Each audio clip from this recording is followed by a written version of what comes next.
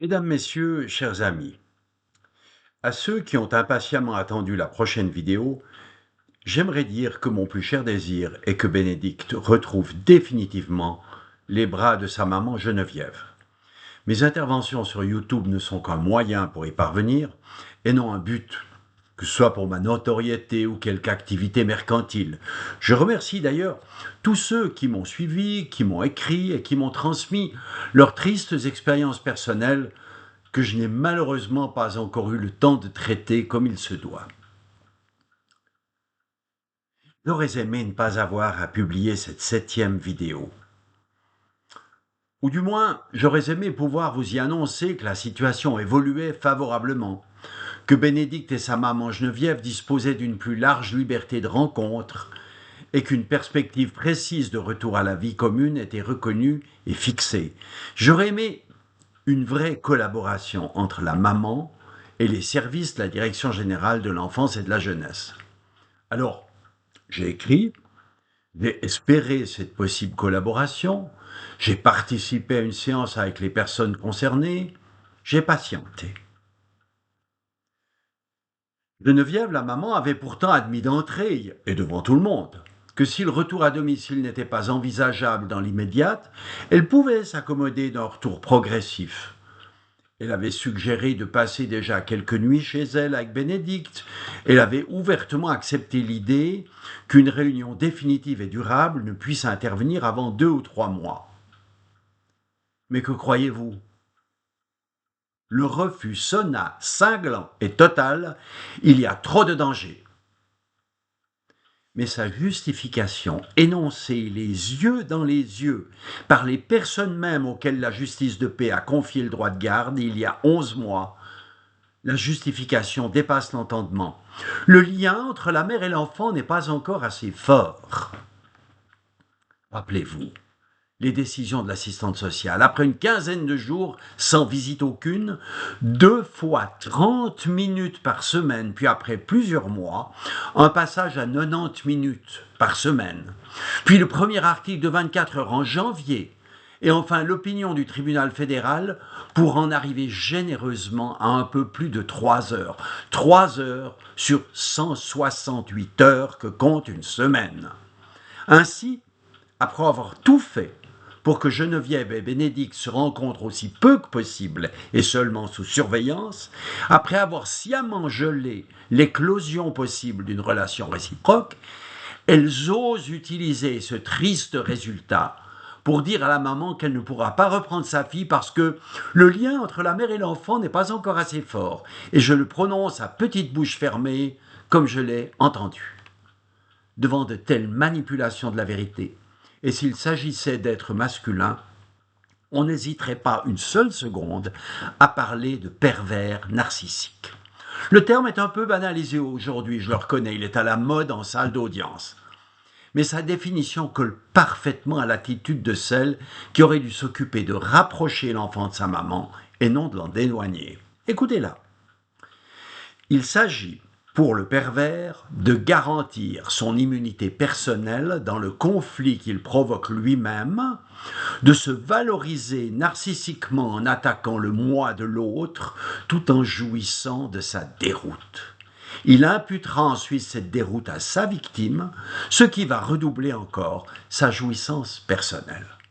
J'ajoute, pour le pervers narcissique, un mensonge réussi compte pour une vérité. Pour ceux que cela intéresse, lisez le passionnant roman de Heidi Perks, P-E-R-K-S, intitulé Alice. Il vous dira tout sur le sujet. Si je reprends le cours des faits que j'ai décrits dans les précédentes vidéos, il est clair que la dévalorisation de Geneviève débute dès l'accouchement en urgence.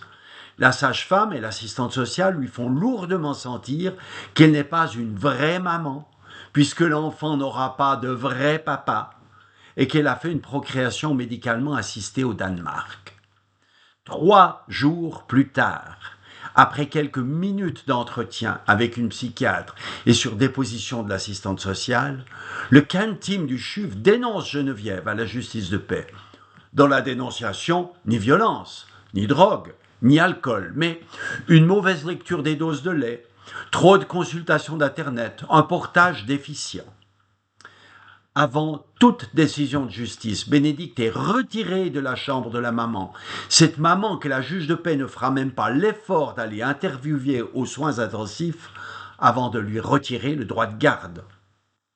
Oui, par de tels actes, on attaque frontalement le moi de Geneviève, on l'humilie et on la rabaisse. C'est le pervers qui sait, c'est le pervers qui fait. Et comme on peut le réaliser dans le rejet successif des recours déposés contre le retrait du droit de garde, le pervers, ou plutôt les perverses, jouissent pleinement de l'immunité. Le pervers garantit son immunité personnelle dans un conflit qu'il provoque lui-même et se valorise narcissiquement en attaquant le moi de l'autre et en jouissant de sa déroute. Il n'y aura même pas d'ouverture d'enquête lorsque la petite Bénédicte, âgée de 3 semaines, est retrouvée en état de mort apparente et transférée d'urgence en néonatologie. Pas non plus d'information au médecin cantonal, même si aucun pédiatre n'a vu Bénédicte malgré les notes de suivi alarmantes de l'abri. Et vous croyez que j'exagère? Vous pensez, comme beaucoup me l'ont dit, qu'on ne sait probablement pas tout. Mais les attendus des tribunaux et le texte de l'expertise nous donnent les détails, tous les détails. Ils reportent les avis des spécialistes. Ils soulignent les dégâts provoqués souvent par une césarienne d'urgence dans la reconnaissance de l'enfant par sa maman. Ils relèvent l'importance vitale du contact étroit, précoce et durable entre Geneviève et Bénédicte pour assurer à l'enfant un développement correct, qu'il soit physique, psychique ou moteur. Mais ces rapports sont ignorés. Ils sont même travestis dans leur compréhension pour ne pas déjuger l'autorité de garde. Garantir l'immunité personnelle dans un conflit provoqué par soi-même. Mais relisons maintenant la dernière phrase. Le pervers imputera ensuite cette déroute à sa victime, ce qui va redoubler sa jouissance personnelle. Après tant de mois de séparation, l'isolement devrait se poursuivre car l'attachement mère-enfant n'est pas encore suffisant. Non content d'écraser Geneviève, on lui dit maintenant que c'est de sa faute. Le pervers imputera ensuite cette déroute à sa victime. Tout, vous m'entendez? Tout. Nous avons tout pour traiter de perversion narcissique le comportement du DGEJ envers Geneviève et Bénédicte. Et ce comportement est d'ailleurs repris partiellement par les tribunaux. Conflit provoqué, immunité, autosatisfaction, dévalorisation, déroute puis culpabilisation de la victime. J'aimerais pouvoir penser qu'une seule personne, atteinte dans son équilibre psychique, puisse être responsable de cette perversion. Mais non, la perversion est collective. Elle procède d'un comportement social pathologique. Elle s'apparente au rituel du bouc émissaire et du souffre-douleur, bien plus qu'à la psychiatrie formelle.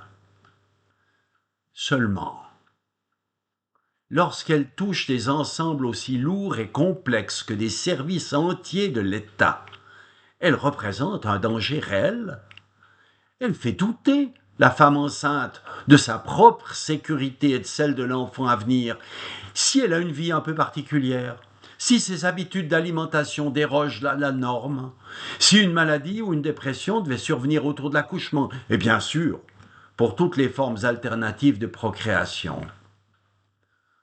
En 2013, il y a 11 ans seulement, la conseillère fédérale Simonetta Sommaruga a demandé pardon au nom du Conseil fédéral, je cite, aux victimes des mesures de coercition à des fins d'assistance. Fin de citation. Le canton de Vaud s'y est associé, mais pour quel résultat, je vous le demande? Le DGEJ agit-il différemment aujourd'hui qu'à l'époque où des mères ont été enfermées, des enfants placés en exploitation agricole, des adoptions et des stérilisations effectuées sous contrainte chez des femmes accusées de paresse, de libertinage ou d'ivrognerie? Il faut en finir avec cette perversion, et vite, Et qu'importe l'immunité de quelques-uns si elle tombe, mais si c'est pour sauver ce qui peut l'être encore chez la petite Bénédicte, ce sera bienvenu. Merci de votre attention.